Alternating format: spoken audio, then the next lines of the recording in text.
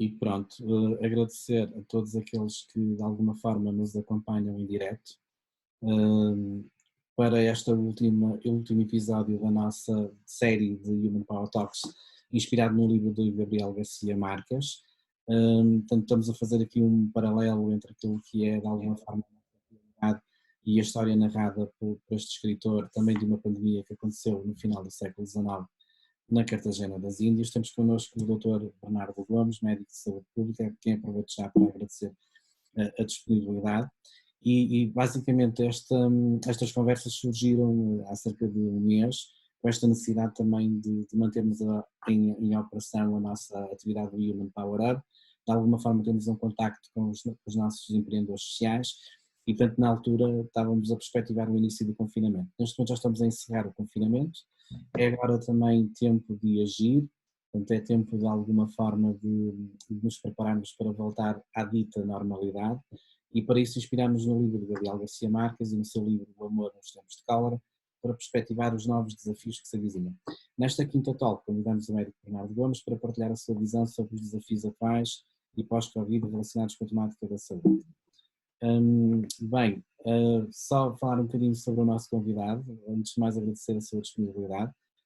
O Dr. Bernardo Luís Monteiro Gomes nasceu em Oliveira das Meias em 1983, ingressa na Faculdade de Medicina da Universidade do Porto em 2001, com a participação ativa na vida associativa durante o curso, conclui a formação específica em saúde pública em 2015, tendo pós-graduações em Medicina do Trabalho e Medicina do Viajante.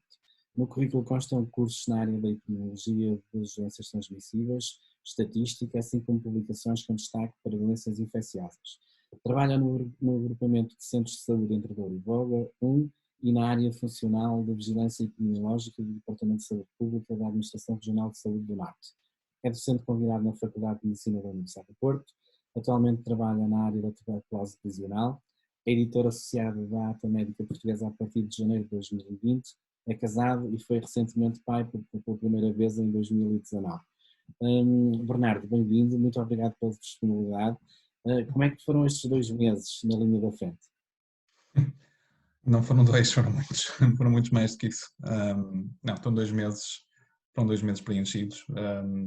Acho que uma das coisas que é engraçado pensarmos, todos nós, sobre estes 2 meses é que a vivência diacrónica do tempo é algo com o qual nós todos nos podemos relacionar, que acho que demorou muito mais tempo psicologicamente do que cronologicamente estes 2 meses.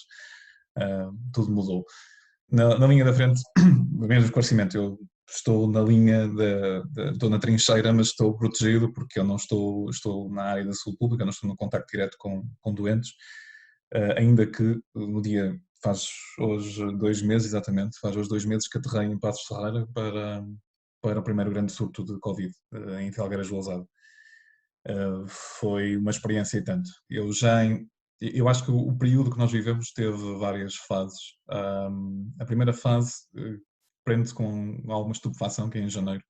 Eu próprio, até durante a primeira quinzena de janeiro, nem sequer valorizei uma forma de vida aquilo que nós íamos enfrentar. Eu fiquei com muitas dúvidas relativamente àquilo que estava a ser transmitido da China, em termos de informação. Mas depois fiquei na dúvida efetivamente da capacidade de transmissão sustentada de pessoa a pessoa, algo que se veio confirmar depois. Na segunda quinzena de janeiro já não me restavam dúvidas relativamente ao potencial pandémico que nós estávamos a enfrentar. E em fevereiro foi um sofrimento para todos aqueles que estavam a ver o comboio a chegar e a ver uma boa parte da sociedade, se calhar, a olhar para isto com os olhos que não devia olhar. Pronto, em março nós tivemos o primeiro caso, em 2 de março tivemos o nosso primeiro caso importado, e em 6 de março tivemos o nosso grande primeiro surto, digamos, já se estava a manifestar em Felgueiras de Lousada, e a partir daí é a história. O que é que acontece? Acho que 2 meses contaram como 6, 7, 8, dependendo da área. Neste momento uma palavra em especial para os meus colegas intensivistas e todas as equipas dos cuidados intensivos, porque tem sido um rodopio. Não são só eles, mas toda a gente que está envolvida nisto é extremamente extenuante, porque muitos deles não tiveram pouco tempo de descanso, Eu posso falar por mim, eu tive 41 dias a trabalhar sem parar, depois parei e tive que parar, não havia outra hipótese, mas eu tenho colegas, por exemplo, que estão a trabalhar na DGS desde janeiro, nessas coisas, praticamente sem descanso. E pronto, e já agora aproveito para dizer isso, que acho que vale a pena introduzir aqui um bocadinho de tolerância face a alguns erros, face ao trabalho contínuo de muita gente, e que já estamos a falar, já estamos a entrar no 5º mês de trabalho, porque há muito trabalho de bastidores que foi feito, muitas coisas que as pessoas não se apercebem. Relativamente a estar na linha da frente, ou mais ou menos na linha da frente, eu posso dar uma perspectiva um bocadinho diferente, que é a parte clínica, felizmente não se debateu com aquilo que eram os problemas espanhóis e italianos, que era decidir quem vive e quem morre. Atribuir ventiladores, não ter ventiladores suficientes. Outra coisa que nós tivemos foi o tempo, quer dizer, nós conseguimos aprender com a experiência dos outros, e aliás foi o facto de Itália ter passado por aquilo que passou, que até se calhar nós conseguimos sensibilizar um bocadinho alguns decisores e ter a noção de aquilo que nos podia esperar. Há documentos que são extraordinários, um documento que saiu do Colégio de Anestesiologistas italianos, que tinha critérios de triagem de doentes, para decidir quem é que tinha acesso ou não tinha acesso a cuidados diferenciados, e muito boa gente morreu porque não tem capacidade de resposta. E pronto, eu acho que, diferente do ponto de vista clínico, que certamente é muito intenso, e mesmo as pessoas não têm pouca noção do que é trabalhar com equipamentos completos e do cansaço que isso representa e das temperaturas que se alcançam e todos os nervosismos que têm. Os colegas se separaram das famílias para poderem trabalhar na linha da frente. Portanto, são coisas que são substanciais. Do meu ponto de vista, eu trabalho de outra forma, quer dizer, eu cheguei a abril, março foi muito duro. Março foi muito duro para a saúde pública em geral, porque começaram a aterrar os surtos em todo o lado, e no final de março, 27, 28, eu tinha as minhas próprias estimativas de capacidade de esgotamento de camas de cuidados intensivos. Houve ali um período em que, se o ritmo se mantivesse, nós podíamos ter ficado sem camas em 9, 10 dias. Não se verificou, felizmente, e assim que eu vi a curva a infletir, dia 1, 2 de abril, comecei a ter um discurso diferente, um discurso otimista, e apercebi-me que as coisas estavam relativamente controladas. Mais tarde confirmou que o pico já tinha passado em termos de infecção, e que fomos a tempo. Quer dizer, acho que fomos a tempo. Abril, os primeiros dias de abril é um bocadinho também acho que de descompressão para quem estava na saúde pública, porque via que as coisas estavam um bocadinho melhores, recuperação de dados para trás. E agora os últimos 15 dias, e temos entrado em maio, os últimos dias de abril teriam sido e foram os dias mais complicados de todos em termos de comunicação, que são os dias em que tinha-se de dizer às pessoas: olhem, vamos abrir com condições, vai abrir este e não vai abrir aquele. Seria sempre o período mais complicado de comunicação para a população em geral. Pronto, a perspectiva individual, pronto, posso descrever só adicionalmente que houve dias, tive vários dias a trabalhar 14 a 16 horas por dia, às vezes até se calhar mais, um cansaço razoável no final do mês de março e início do mês de abril. Pronto, agora estamos noutra fase, e na fase em que os princípios são os mesmos. Nós temos um princípio de precaução, em que tivemos que agir para ter resposta a isto tudo. Agora começam os cenários todos possíveis e imaginários, que são: abrimos isto, abrimos aquilo, não abrimos isto, vamos como é que vai correr. Não tenho inveja de ninguém que se atreva a prever a evolução nas próximas semanas, porque efetivamente há aqui muitas variáveis que podem interferir, mas estou razoavelmente otimista. Não sei se isto responde à pergunta, mas é isto. Sim, inteiramente. Obrigado por esta descrição tão realista daquilo que foi o cenário, que muitas vezes nós não nos apercebemos do lado de cá, e há uma percepção total do esforço que os profissionais de saúde fizeram no combate a esta pandemia. Penso que é universal este reconhecimento, e da nossa parte também da Human Power, e assim, representando toda esta classe de profissionais, o nosso muito obrigado. Bernardo, como tivemos a oportunidade já de falar anteriormente, bem, nós estamos a fazer uma perspectiva daquilo que são os desafios que temos com esta pandemia, tendo por base esta narrativa de Gabriel Garcia Marques, e tanto daquilo que é a descrição que ele faz do amor no tempo de cólera. Portanto, e já esta é a quinta conversa e a última que vamos fazer sobre este livro, e portanto tivemos a oportunidade durante este mês de alguma forma abordar aqui várias temáticas. Hoje vamos ter aqui uma dimensão de falar um bocadinho mais das questões de saúde. O livro parece, numa primeira instância, abordar a aventura e a desventura de Florentino Ariza e da Filomena Daza, Firmina, que depois se vem a chamar de Firmina Urbino, pois apesar de aparentemente amar Florentino, acabou por casar com Juvenal, um médico. Entretanto, na história passam 51 anos, 9 meses e 4 dias, e portanto há várias descrições de várias situações. Neste caso, e hoje, vamos de alguma forma abordar a questão das maleitas, assim que é referido no livro do Tempo de Cólera. O Gabriel Garcia Marques faz grandes relatos, portanto ele tem uma capacidade única de transformar a prosa em realidade. Ele fala um bocadinho daquilo que são serviços, hospitais, farmácias, aquilo que são algumas organizações privadas, na forma como eles também lidam com a cólera.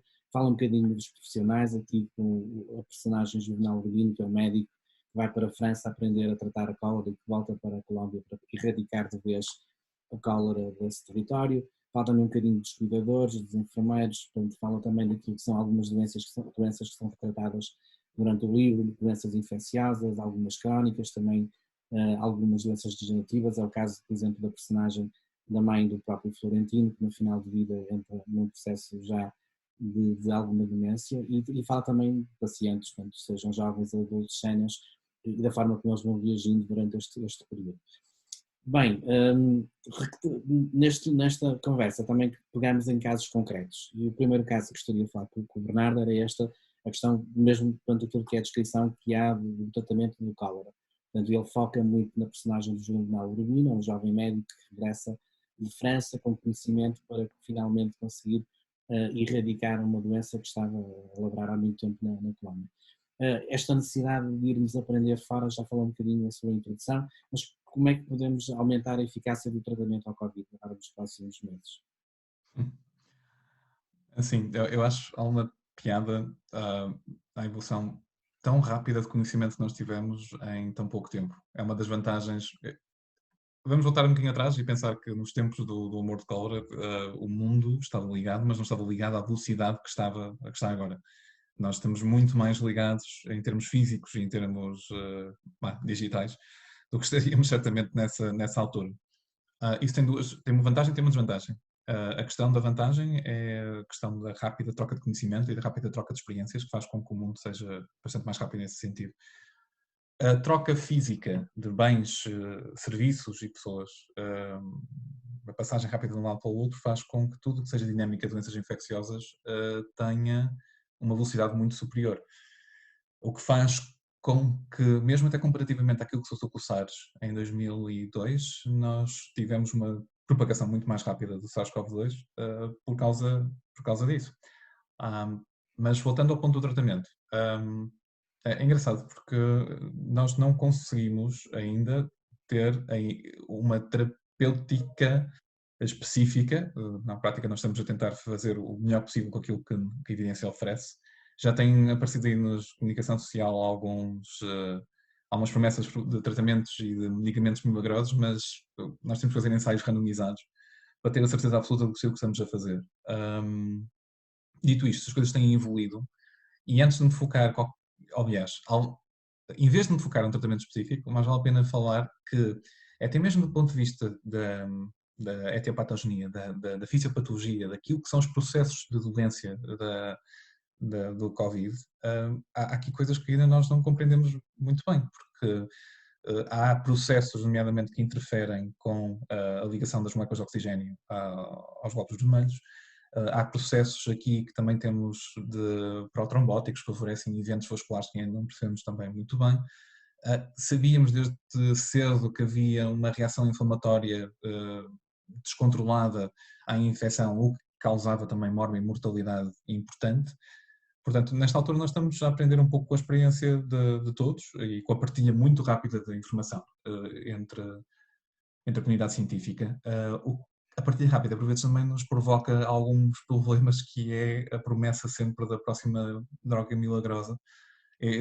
Como vocês sabem, acho que foi claro, por exemplo, quando a situação dos Estados Unidos com a promoção da hidroxicloroquina, até mesmo alguns exemplos tivemos aqui de alguns ruídos mediáticos em Portugal, ou até mesmo pessoas a anunciarem a droga como se fosse milagrosa, e não é bem assim. Acho que as drogas têm as suas aplicações específicas, os medicamentos têm as suas aplicações específicas, e nesta altura, além de confiar plenamente nos meus colegas infecciologistas e intensivistas naquilo que têm feito relativamente a esta resposta, é ter a certeza que ainda vamos aprender mais com aquilo que está a ser feito e uma coisa que é importante, que às vezes se esquecem em cenários contrafactuais, que é o tempo que nós compramos. O facto de nós termos tido menos casos também nos deu tempo para aprender. Quer dizer, houve, infelizmente, em Espanha e Itália, o facto, eles tiveram bastantes mais casos e tem todo o cenário que toda a gente conhece, mas das experiências deles também conseguimos retirar alguns conhecimentos, aquilo que podíamos ou não podíamos fazer, aquilo que estava mais indicado, aquilo que tinha melhores resultados. Aliás, recordo perfeitamente, eu tenho noção que, por exemplo, dois colegas meus que foram parar os cuidados intensivos, uma pessoa da minha idade, outra pessoa um bocadinho mais velha, e lembro-me de, por exemplo, no caso dessa pessoa mais velha, que está bem, mas não os dois bem, é importante dizer, que houve uma das técnicas que foi adotada já do exterior e que resultou também, e esperamos nós, acho que sim, a causalidade é um bocadinho fina, mas também resultou num melhor resultado, melhor outcome para ele. É assim, uma coisa que vale a pena dizer é que são coisas diferentes. A diferença, vamos falar de uma cólera e de uma Covid. A cólera matou e mata que se farta sobre condições de falta de sanidade e falta de resposta básica, uma doença que até é relativamente fácil de tratar. Mas o problema é que, sobretudo, quando ocorrem situações de salubridade não controlada e com a dispersão muito rápida e, sobretudo, sem a capacidade de dar suporte de substituição de fluidos e às vezes até antibioterapia quando é necessário aos doentes que assim necessitam. É horroroso, pronto, porque efetivamente as pessoas perdem muito fluido pela diarreia, são diarreias aculosas muito abundantes, mas mesmo muito abundantes, e que as pessoas acabam por morrer por desidratação e todas as falências daí decorrentes. A Covid acaba por ter um percurso muito estranho, e só para dar uma ideia, que há pessoas que efetivamente estão bem e o problema estão bem durante vários dias e por volta do sexto, sétimo dia do início de sintomas começam a haver problemas por reação inflamatória, por ligação aos glóbulos vermelhos, alguma coisa do género. Estamos a falar para não entrar em pormenores, o que nós estamos a falar é de num espaço de 7, 8 horas as pessoas descompensarem de forma muito clara. Aliás, estou convicto que foi esse fenómeno também que levou a muitos óbitos no estrangeiro, por se calhar ter falta de supervisão e falta de cuidados básicos. O que estamos a falar é que pessoas que fossem deixadas um pouco à sua mercê, nomeadamente em instituições sem supervisão, não me surpreende o facto de se entrar lá, passado alguns dias, e encontrar várias pessoas mortas nas camas, porque efetivamente nesse contexto é possível de acontecer. Agora, o que eu posso dar é uma palavra de tranquilidade, que é no sentido que, felizmente, em Portugal, o Serviço Nacional de Saúde aguentou-se muito bem. Apesar de, com tudo que nós fizemos, tivemos 60% de ocupação das camas. Eu estive um bocadinho preocupado no final de março, acabei por não dizer isso. Acabei já por dizer isso. Aquilo que posso avançar nesta altura é que eu estou convicto que maio nos vai trazer muitas novidades acerca do conhecimento do vírus, do tratamento, da doença propriamente dita, que não é só o vírus, porque com doenças virais nós temos várias fases, a fase aguda, depois a fase pós-aguda, temos várias situações diferentes de aplicação terapêutica. Aquilo que me está neste momento a dar alguma ansiedade no sentido de se querer saber mais, porque nós conseguimos controlar isto, tem a ver com a infecciosidade do vírus, nomeadamente os mais novos, que ainda existem algumas dúvidas. Mas efetivamente sabemos que tudo aquilo que nós fizemos até agora tem ressonância de evidência, acho que resultou, pelo menos não podemos ter um contrafactual puro, quer dizer, acho que ninguém quer voltar atrás e arriscar não fazer nada nesta altura, apesar de termos a questão do cenário sueco e infelizmente os cenários brasileiros e americanos para nos darem alguma ideia de alguns contrafactuais possíveis, embora não seja exatamente o mesmo cenário. O que podemos dizer é que, dada esta circunstância de uma sociedade muito ligada, uma comunidade científica muito interligada, nós vamos ter certamente novidades nos próximos 2 meses, ainda embora não seja na perspectiva de uma droga milagrosa. Acho que é na aplicação de perfis de tratamento cada vez mais apurados e melhores resultados. E face àquilo que nós tínhamos visto em Portugal, acho que os colegas têm feito tudo o melhor possível e os resultados estão à vista, em termos de sucesso, pelo menos.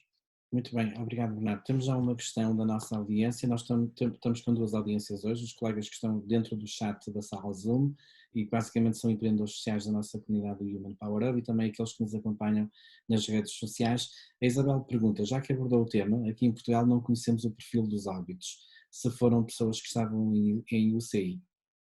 Ok. Eu posso dizer que nesta crise, nesta pandemia, há uma questão que a mim toca e não tenho problema nenhum em dizer. Acho que a comunicação, em geral, podia ter sido melhor e ainda pode ser melhor. Em termos de comunicação de risco, há aqui algumas circunstâncias que têm que ser melhor trabalhadas. Aliás, só vimos, sem qualquer tipo de problema, um dos melhores comunicadores de risco que acabou por ser o nosso primeiro-ministro, na circunstância de quando começou a recorrer a gráficos na última comunicação. Acho que faltava aquilo, faltava tentar explicar um bocadinho melhor. Uma coisa que para mim é evidente, eu escrevi sobre isso no Público, um artigo, ou estamos todos prontos, ou ninguém está, que era tentar explicar um bocadinho que os casos que eram depositados todos os dias, e já vou à pergunta dos óbitos, que é, os casos que eram depositados todos os dias eram os casos que eram notificados no dia anterior, mas nós temos 3 datas. Temos a data de sintomas, que é a data que a pessoa começa a manifestar sintomas, temos a data de diagnóstico, em que nós sabemos que aquela pessoa tem, evidentemente, isto, e depois já a data de notificação, e são 3 datas diferentes.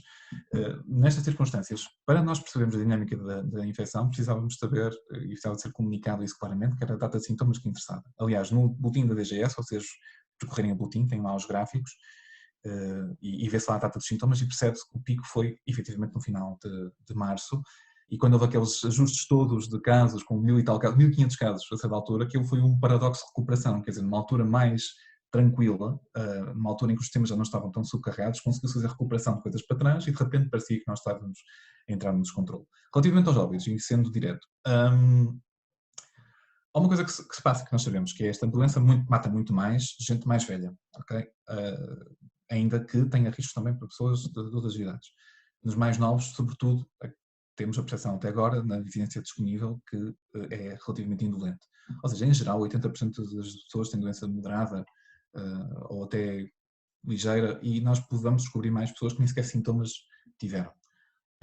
Relativamente ao perfil dos óbitos e quem morre, é compatível com aquilo que nós sabemos que existe, ou seja, para acima de 70%, 15% de mortalidade, acima de 70 anos, 15% de mortalidade, mas depois temos que ser mais específicos, que é pessoas que têm comorbilidades importantes, nomeadamente do foro cardíaco ou pulmonar, estão mais vulneráveis a este tipo de vírus. Aliás, há uma coisa que é interessante saber, que é, há um fenómeno de colheita, digamos assim, de mortalidade, em que, por exemplo, com uma época de gripe que nós tivemos mais ligeira, havia um conjunto de indivíduos que estavam mais dispostos a serem atingidos por um vírus respiratório com estas características e a falecer com esta circunstância. Aquilo que nós sabemos do perfil dos óbitos, está público, são em geral pessoas mais velhas, temos uma mortalidade também elevada na questão associada aos lares, portanto, que é normal, porque os lares também têm estas populações de forma concentrada. Há aqui um equívoco, às vezes, que é preciso esclarecer, que é nem toda a gente tem critérios para entrar em cuidados intensivos. E há pessoas com comorbilidades com Covid que não vão entrar em cuidados intensivos porque os cuidados intensivos não lhes vão acrescentar nada. Ou seja, estaríamos a fazer aquilo que em linguagem técnica seria provavelmente uma distanase, que é estar a interferir e estar a fazer manobras invasivas, estar a investir de uma forma mais global, quando se espera que efetivamente não se vá acrescentar nada e vamos acrescentar esse sofrimento, porque aquela pessoa não tem substrato biológico para aguentar mais investimento nesse sentido. Portanto, quando se faz a associação de cuidados intensivos, nem todas as mortes saem dos cuidados intensivos. Aliás, há uma boa porcentagem que assim não sai. Eu não tenho os dados comigo, portanto não vou estar a avançar, mas queria fazer essa distinção, porque efetivamente às vezes associa-se a disponibilização dos cuidados intensivos como se fossem olha, pessoas que morreram. Não, longe disso. Há muita gente que não morre, felizmente. Eu não sei qual é a mortalidade uma vez entrado nos cuidados intensivos, mas sei claramente que é muito dependente, por exemplo, de comorbilidades e de idades e por aí fora. Como disse, que tive uma colega da minha idade que entrou, está bem. Teve um colega pouco mais velho do que eu, também entrou. E está bem, portanto, são circunstâncias que nós conseguimos ir oferecer suporte para que as pessoas realmente depois não tenham um desfecho negativo. Quando o cenário já a priori é muito mau, os intensivos não é um milagre, atenção, precisa ter critérios também para que as pessoas possam entrar. Obviamente que isto, se nós chegássemos à situação de Itália ou Espanha, haveria mais pessoas que ficariam à porta e até poderiam beneficiar dos mesmos, que era isso que nós queríamos evitar, que era negar cuidados a quem pudesse ser salvo por exaustão do sistema. Muito bem, muito obrigado. Vamos avançar então aqui na nossa conversa. Nós tivemos também, da leitura do livro do Gabriel Garcia Marques, retiramos outro caso que nos parece muito pertinente falar, tem a ver com a questão das viagens. Agora que saímos do processo de confinamento, tem-se falado muito sobre a questão dos transportes públicos, a questão da obrigatoriedade da utilização da máscara, e depois também muita polémica sobre se a máscara tem resultados efetivos ou não. E tanto esta questão da viagem é algo que começa a assustar as pessoas, portanto, agora que estão a sair depois de mês e meio, 2 meses em casa, voltar ao cotidiano, às viagens, e aqui viagens de curto percurso, mas também de longo percurso. Temos na nossa comunidade vários empreendedores que trabalham com o programa Erasmus+, portanto têm projetos que de alguma forma os obrigam a viajar para outros espaços europeus, mas também a receber participantes de quase praticamente todo o espaço europeu aqui em Portugal. Como nos podemos preparar para esta nova fase e como é que podemos encarar esta questão das viagens em termos de prevenção do Covid? Ok. Eu quero fazer um ponto prévio, que é o seguinte. Há uma discussão basilar às vezes que colocava a saúde pública e a economia como inimigos nessas escolhas. Não, longe disso. Porque, tanto sem saúde pública não há economia a funcionar. Sem economia, a saúde pública também vai para água abaixo, porque já sabemos o que é que acontece em crises económicas e por aí fora. E, aliás, é algo que nós temos que preparar, que sabemos que vamos ter aqui um embate, e já estamos a ter um embate, e esperemos que tenhamos a tal recuperação em V e mais rápida, tudo o que estamos a pensar. No entanto, é o seguinte, relativamente às viagens e ao transporte, o princípio, eu vou dar um exemplo concreto, que é, a região norte sofreu muito aquilo que foi a importação de casos devido à sua ligação à indústria em Itália.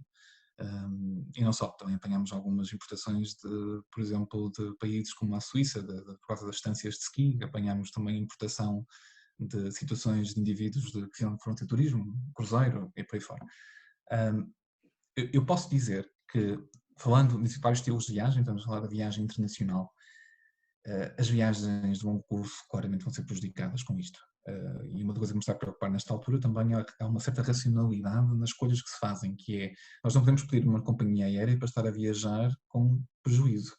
Portanto, as condições de viagem têm que ser sustentáveis, e isto em todas as atividades económicas. Portanto, as medidas têm que ser proporcionais. Aliás, já ouvimos esta história das pessoas não conseguirem sustentar as condições de alguns voos, ou então os voos ficarem mais caros, porque não há hipótese de ter as condições ideais de segurança. E isto leva a uma outra premissa, que é, não há risco zero. Nunca houve, em nada. E é das coisas que às vezes também me mete um bocado de confusão, sendo eu, do ponto de vista de saúde pública, quem queira optar pela retórica do risco zero e vamos correr risco, não dá. Não, nós corremos risco todos os dias. Assim que corremos riscos quando nos levantamos, corremos risco quando saímos de casa, corremos risco quando atravessamos a estrada. Portanto, e isto não é preciso pandemia para isso. Aliás, estamos num país em que morrem 700 pessoas por ano nas nossas estradas. Portanto, vamos ter isto em consideração quando estamos a falar de riscos de atividades do dia a dia.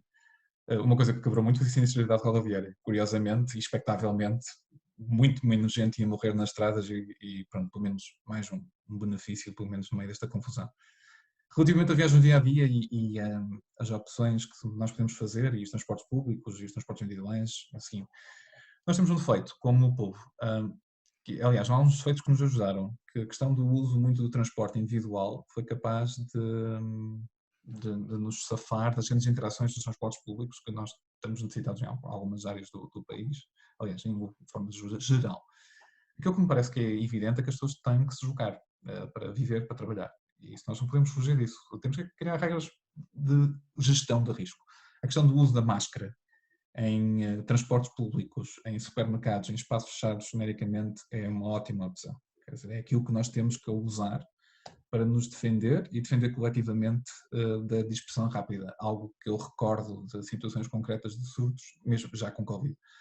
É a questão de nós de repente termos um caso e termos centenas de contactos. Quer dizer, foi um absurdo, foi um desafio brutal.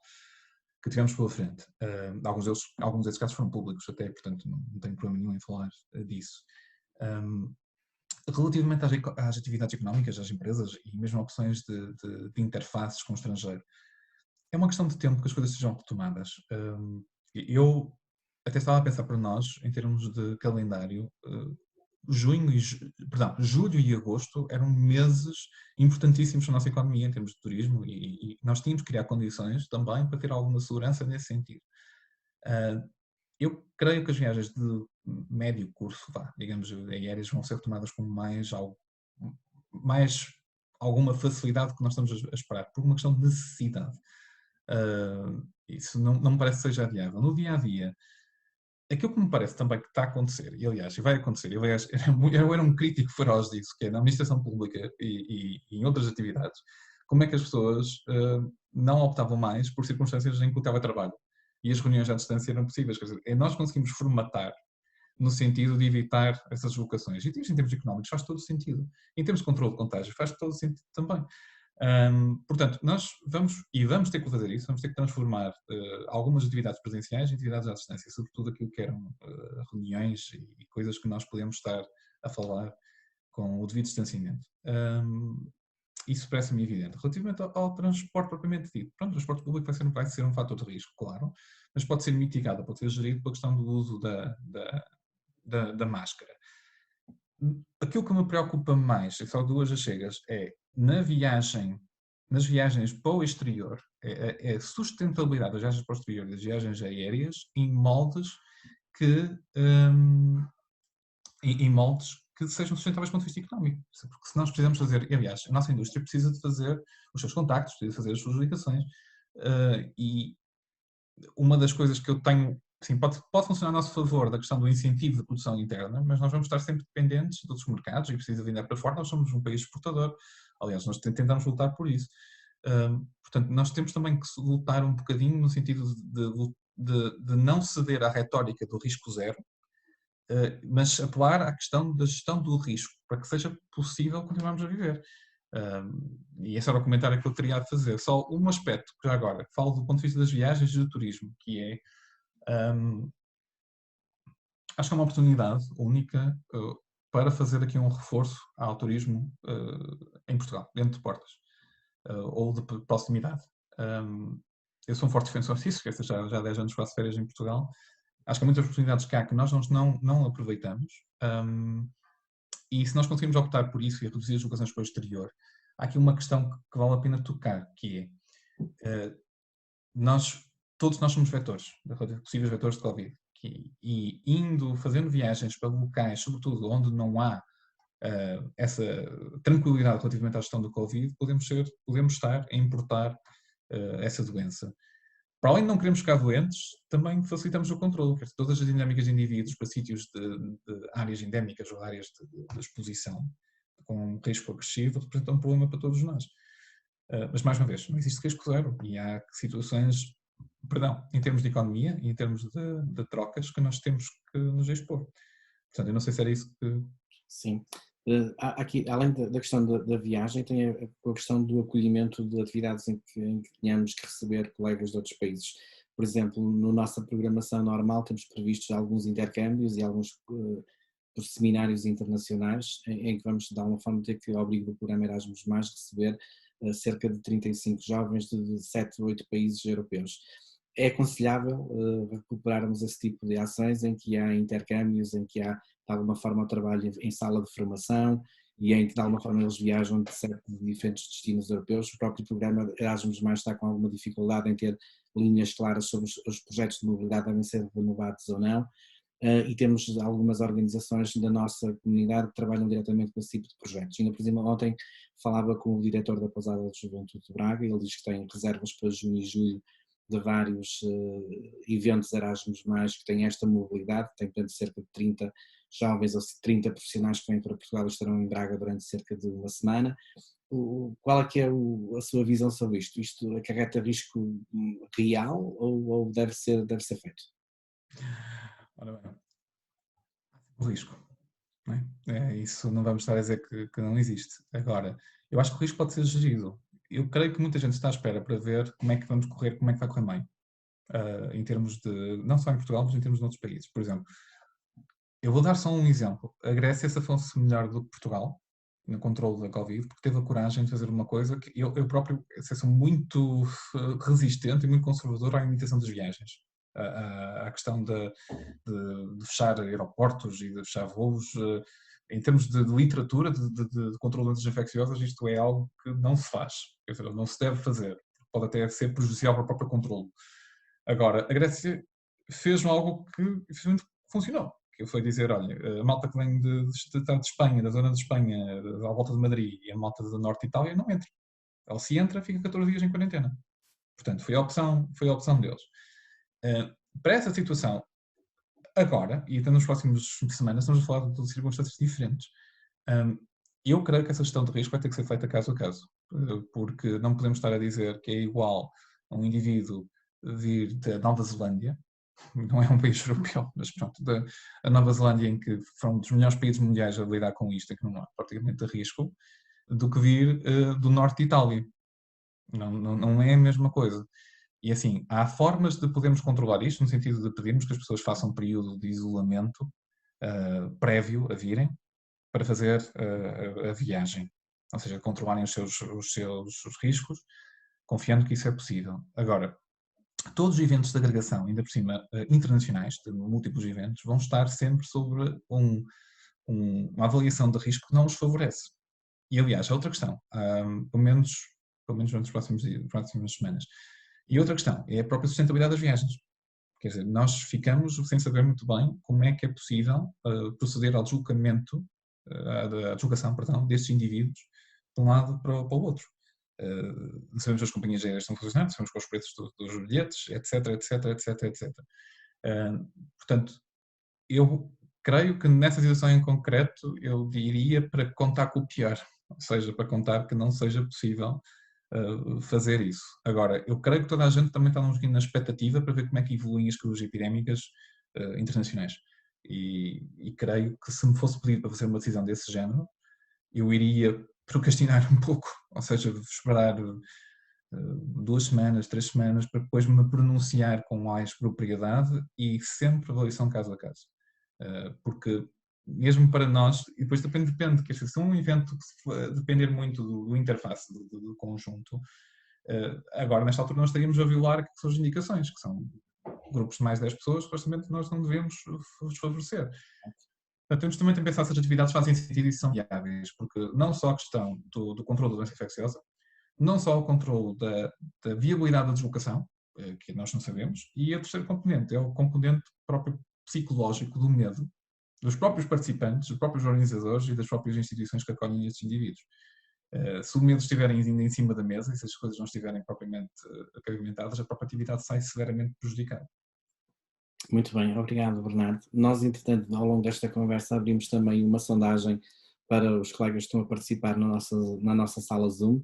Aqueles que nos acompanham na nossa página de Facebook também convido a entrarem na nossa plataforma Zoom, no sentido de poderem aceder às plataformas que estamos a disponibilizar. 2 questões muito simples. Tem medo de voltar ao seu trabalho?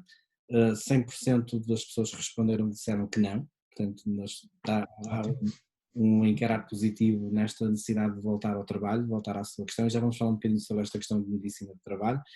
Relativamente às questões de viajar, aqui já temos aqui alguma diferenciação, portanto, cerca de 67% responderam que sim, têm medo de viajar, apenas 33% disseram que não têm medo de viajar.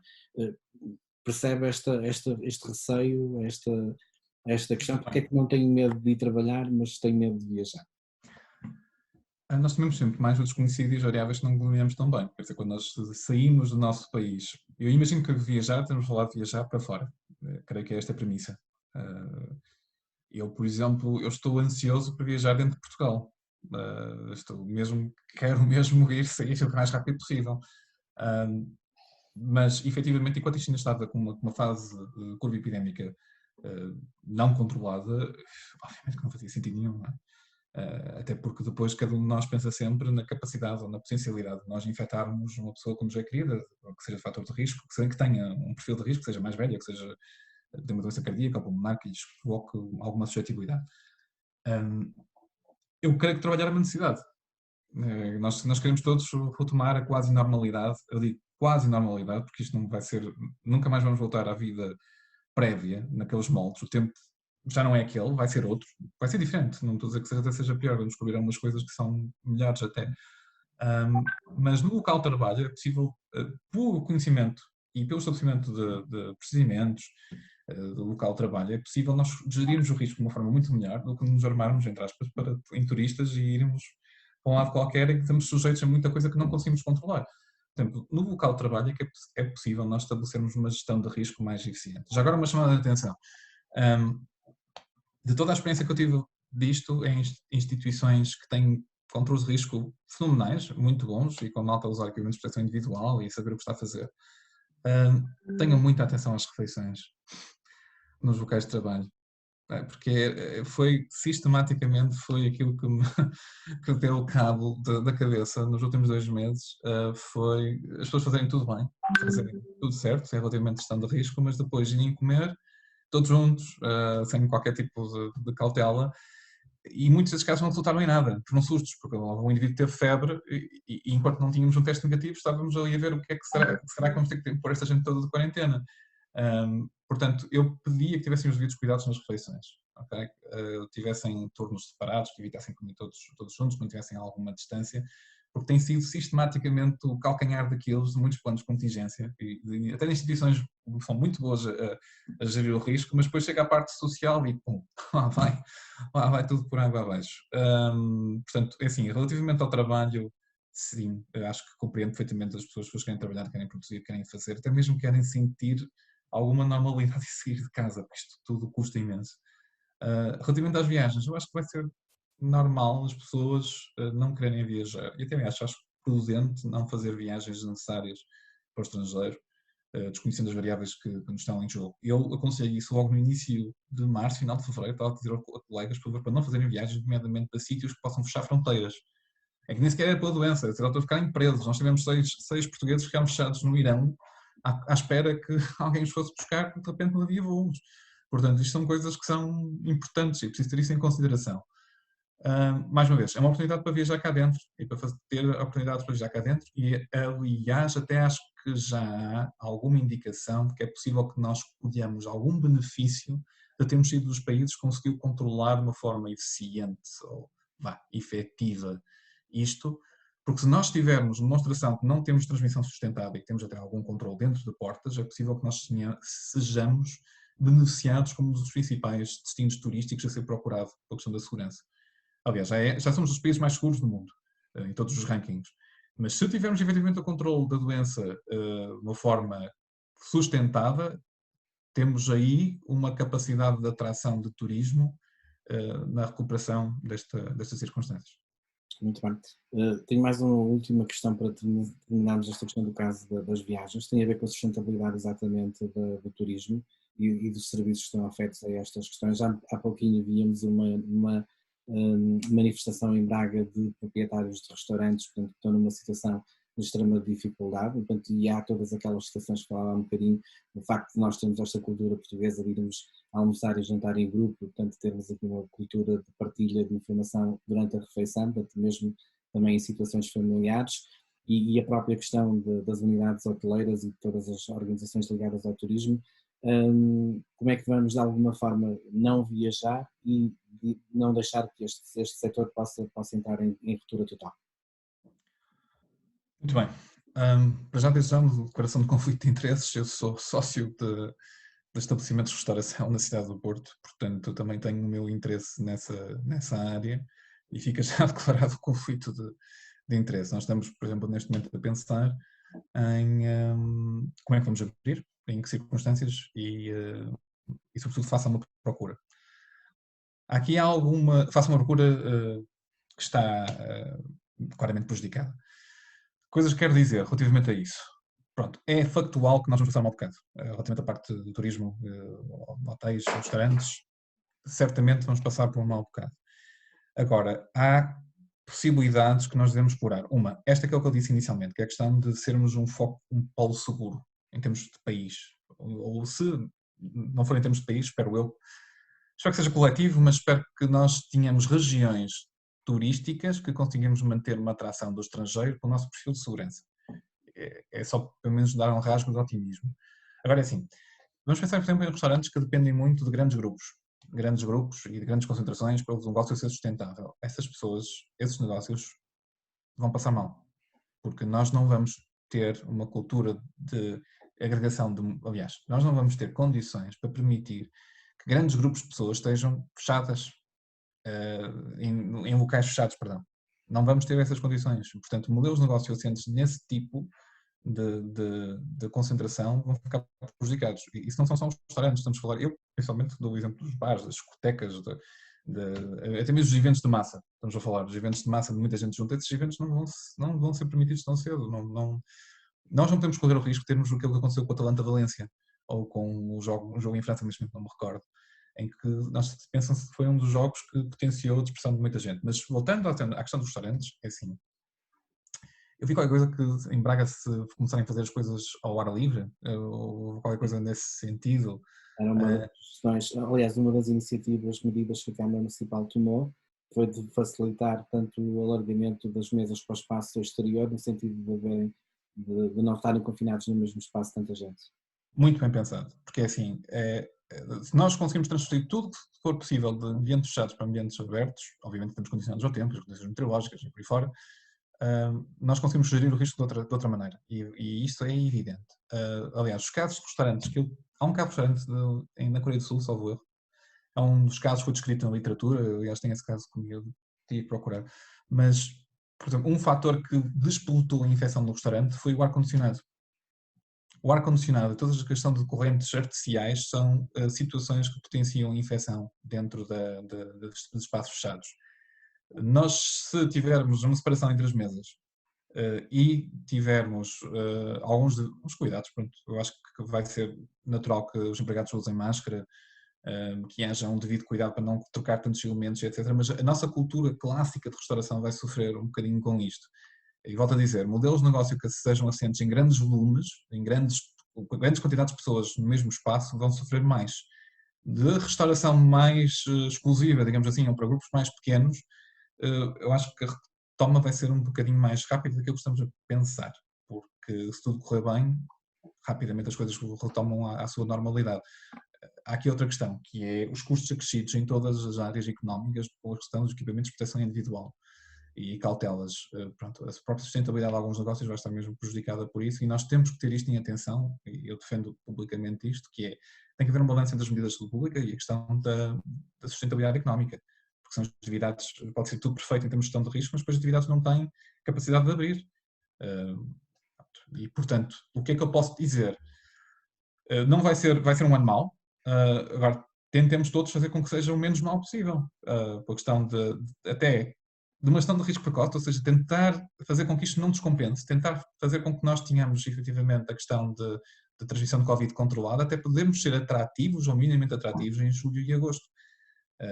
E particularmente preocupado com situações, por exemplo, como o Algarve. O Algarve, se não tiver a procura habitual, não sei o que é que vai ser, mas há muitos estabelecimentos hoteleiros, muitos restaurantes em sofrimento. Pronto, e eu compreendo perfeitamente que as pessoas se manifestem e peçam apoios, porque vai ser um setor que vai passar menos bem. Muito bem. Relativamente ao que estávamos a falar, a iniciativa da Câmara de Braga chama-se Braga de Porta Aberta, e é exatamente essa questão, a possibilidade dos comerciantes, restaurantes poderem colocar mesas no espaço externo, nos espaços adjacentes à área. E também há uma informação de que haverá isenção total de taxas municipais ou licenças municipais para este tipo de negócios. Bem, estamos a aproximar-nos do nosso tempo, temos ainda mais um bloco de questões que queria discutir consigo, tem a ver com esta questão da medicina do trabalho. No livro fala sobre várias medidas que a Companhia Fluvial das Caribas tomou, portanto a questão de ter que hastear um determinado tipo de bandeira, se tivesse um caso dentro do barco, ter que estar em quarentena. No momento em que vamos sair de nossas casas para voltar aos nossos postos de trabalho, além daquilo que são as adequações que já estão a acontecer, por exemplo, nós no Human Power Up estamos neste momento a ver o levantamento de cidades para criar zonas de acrílico, nomeadamente para atendimento, mas a questão de espaço entre pessoas na mesma sala, no mesmo escritório, às vezes é difícil. Que tipo de medidas é que nos aconselha para reformar os nossos espaços de trabalho? Pronto, primeiro, nós já fomos falando disto, felizmente, e já poupamos algum tempo nesse aspecto. Dá umas medidas que podem ser tomadas. É assim, primeiro, a avaliação das medidas também será específica a cada local de trabalho. A pensar sobre isto, há situações que são mais fáceis de gerir do que outras. Estou a pensar já em colegas ligados, por exemplo, à questão da informática, da programação e da gestão. Para esses indivíduos é muito fácil gerir a questão das distâncias, ou até mesmo o teletrabalho e por aí fora. Portanto, eu acho que vamos olhar e dizer tudo aquilo que nós podemos fazer de forma a minimizar o contacto entre as pessoas, que seja feito teletrabalho, reuniões à distância, mesmo postos de trabalho com alguma proximidade, se conseguimos separá-los dos 2 metros, perfeito. Eu chamo a atenção, por favor, à questão das refeições, que não se façam refeições com muita gente no mesmo espaço, que se façam por turnos ou que se arranjam um espaço diferente, porque assim, se houver algum susto, não há necessidade de pôr em causa toda a gente, pôr toda a gente de quarentena. Quer dizer, acho que isso é possível de fazer.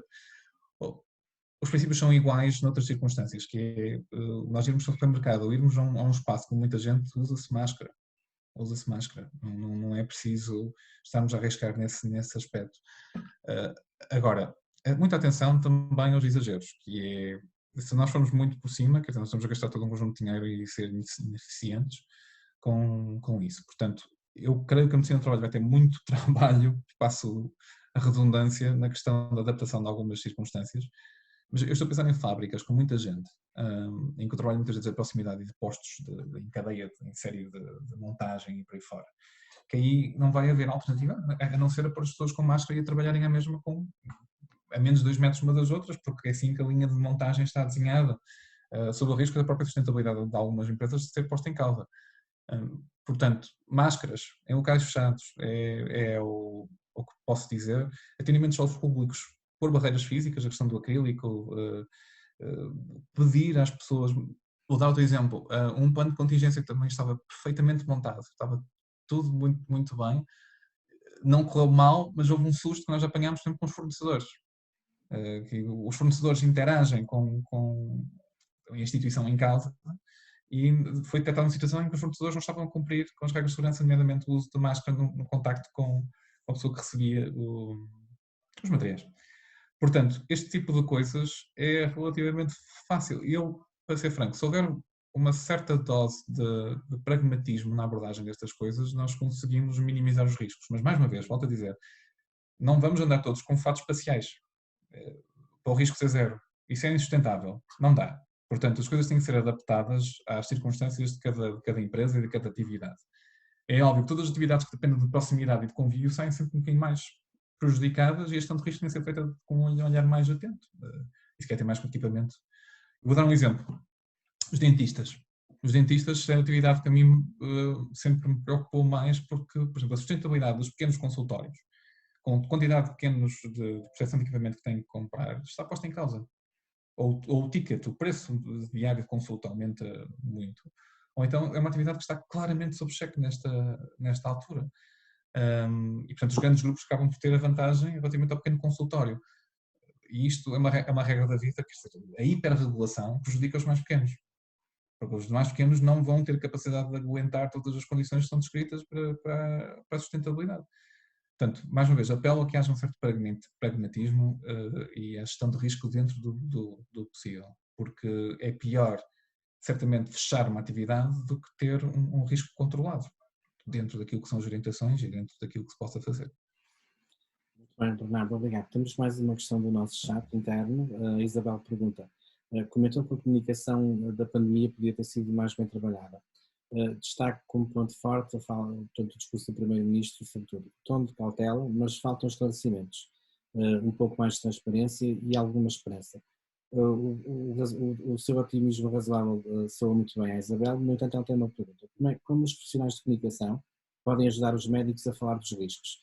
Quem poderia liderar essa comunicação proativa para não dependermos apenas do governo na disseminação de informações? Pergunta que me fico angustiado, mas respondo com todo o gosto. Que é o seguinte: eu dou aulas de epidemiologia de campo na Faculdade de Medicina, na Universidade do Porto. Um dos tópicos que eu abordo é a comunicação em situações de risco. Eu não sou profissional de comunicação, mas falo daquilo que são os princípios fundamentais de comunicação nestas circunstâncias. Uma das situações que é importante nesta altura era, e faz parte das situações da abordagem surge a história do comunicador único, é de haver uma pessoa que assume a liderança. Eu vou dar um exemplo, se vocês se lembrarem, da questão da... Como é que ela se chama? Peço desculpa, comandante, não sei qual é o cargo dela, da Patrícia, da Proteção Civil. Quando foi a história dos incêndios, nós tivemos uma porta-voz, que assumiu o papel de esclarecimento relativamente à questão dos incêndios. E agora eu acho que ela está no governo. E foi muito bem sucedida. Achei que aquilo foi, em termos de comunicação de risco, muito bem conseguido. Indo direto à pergunta, eu creio que falta formação em termos de comunicação de risco aos profissionais, em geral. De fato, os profissionais de saúde, e assumo, porque há princípios fundamentais que têm que ser abordados. Há princípios que não dependem nem só da comunicação. Por exemplo, a questão da transparência e a questão da divulgação dos dados não depende propriamente da comunicação de risco. Agora, aquilo que foi claro, por exemplo, com aquilo que aconteceu com o Primeiro-Ministro, foi quando ele trouxe elementos gráficos para a praça, conseguiu explicar finalmente a um conjunto de dúvidas que tinham ficado sempre por esclarecer nos briefings habituais. E, portanto, eu acho que os profissionais de saúde devem procurar formação junto dos profissionais de comunicação. Eu sempre fui defensor disso, nomeadamente a questão dos grandes grupos, dos grupos universitários de comunicação, ou até mesmo de jornalismo. Eu organizei o ano passado, tive uma conversa com um jornalista e com uma médica a discutirem a abordagem do surto do ponto de vista jornalista e do ponto de vista médico. Acho que deve haver uma formação anual ou bianual, ou bienal, entre jornalistas e médicos, ou jornalistas profissionais de saúde, perdão, no sentido de que haja troca de experiências, haja formação mútua. Quer dizer, nós estamos no século XXI, já estamos em 2020, eu creio que há um livro, por exemplo, de 1988 que eu cito que tem princípios que não foram integralmente cumpridos, portanto não é uma questão de novidade, é uma questão de prática e é uma questão das pessoas começarem a procurar quem tem mais experiência, algo que também é notório, por exemplo, para os jornalistas, das vezes é o difícil acesso que têm a alguns profissionais, nomeadamente da área da saúde pública e alguns esclarecimentos. Temos que mudar um bocadinho essa cultura, até porque um dos princípios de comunicação de risco tem a ver com a modulação da comunicação às exigências dos mídias e do público em geral. Mas isso é, eu não estou aqui a dizer nada de extraordinário, isso faz parte dos princípios fundamentais da comunicação de risco. Tipo, é 101. Se não fizermos isto, não estamos a ter comunicação de risco em condições. E o que é que aconteceu? Aconteceram muitos fenómenos paralelos de tentativa de comunicação nesta altura, porque como a comunicação geral é insuficiente, depois geraram-se outras circunstâncias. Portanto, como em tudo na vida, há um horror ao vazio. E, portanto, se a comunicação de risco acabar por não corresponder às dúvidas das pessoas, as pessoas vão procurar noutro sítio. Portanto, isso, muitas organizações chegaram-se à frente. O ISPUP, o Instituto de Saúde Pública da Universidade do Porto, um grupo de Lisboa que também começou a prestar esses esclarecimentos. Agora, efetivamente, vamos ser francos, não correu bem. A comunicação, em geral, não correu bem. Há aqui muita coisa para resolver, porque até mesmo aquilo que mais me preocupava, e para terminar, da questão da comunicação, eram os últimos 15 dias de abril, que eu estava a ver já no final de março, início de abril, para ser franco. Eu já estava a pensar em estratégias de saída, já estava a pensar nas coisas que poderiam ocorrer. E os últimos 15 dias de abril eram fundamentais, eram os mais exigentes em termos de comunicação, porque era aquela altura em que se ia dizer, olha, vamos abrir com prudência sob estas circunstâncias. Algo que, pronto, por episódios vários que não vou estar a citar, não foi do mais eficiente nem efetivo. Pronto, portanto, acho que temos todos a aprender com isto e vamos tentar pôr ponto final a várias coisas. Excessiva burocracia, a multidisciplinaridade não aproveitada, que é uma das coisas que também me mete impressão. Quer dizer, acho que se há saberes concentrados em determinadas áreas, porque é que as pessoas não os consultam, não se socorrem deles, não formam grupos colaborativos? Quer dizer, nós não somos propriamente um país pequeno, ao contrário do que se diz, nós somos 10 milhões. Mas não temos necessidade de continuar com esta lógica que a mim me irrita solenemente, que é a lógica das quintinhas e dos feudos. E, aliás, até de há um receio de abrir a porta, de colaborar, parece que, aliás, e outra coisa, parece que criticar é pecado, muitas das vezes as coisas, parece que ao pôr em causa um conjunto de atuações estamos a pôr em causa as pessoas, mas isto faz parte da nossa cultura, só que, quer dizer, por favor, já chega, e desculpem-me a falta de filtro e falar diretamente disto, mas uma das coisas que a pandemia retirou foi o filtro, já não tenho paciência para isto, não tenho, e acho que as pessoas devem perder a paciência com estas coisas, porque nós temos que mudar. Desculpem. Muito bem, obrigado, Bernardo. Bem, infelizmente estamos mesmo a chegar ao fim do nosso tempo. Muito obrigado por esta disponibilidade. Sei que está muito ocupado mesmo em teletrabalho. Bem, chegou o tempo também de alguma forma, a Isabel agradece a resposta, está contente com a sua resposta. Bem, chegamos mesmo ao fim do nosso tempo. Agradecer mais uma vez ao Bernardo esta disponibilidade numa fase também de muito trabalho, poder estar connosco e partilhar estas informações. Àqueles que nos acompanham no Facebook, dizer que esta conversa estará disponível, portanto, se quiserem voltar a ver, outros que não tiveram a oportunidade de estarem ocupados por ver mais tarde, e também para a nossa comunidade do HPH, de que brevemente faremos o upload desta conversa no meu canal do YouTube do Human Power Up. Bernardo, muito obrigado, desejo a continuação de um excelente trabalho e a todos aqueles que nos acompanharam em direto, muito obrigado e vemos numa próxima oportunidade. Obrigado, foi um gosto. Muito obrigado. Até breve.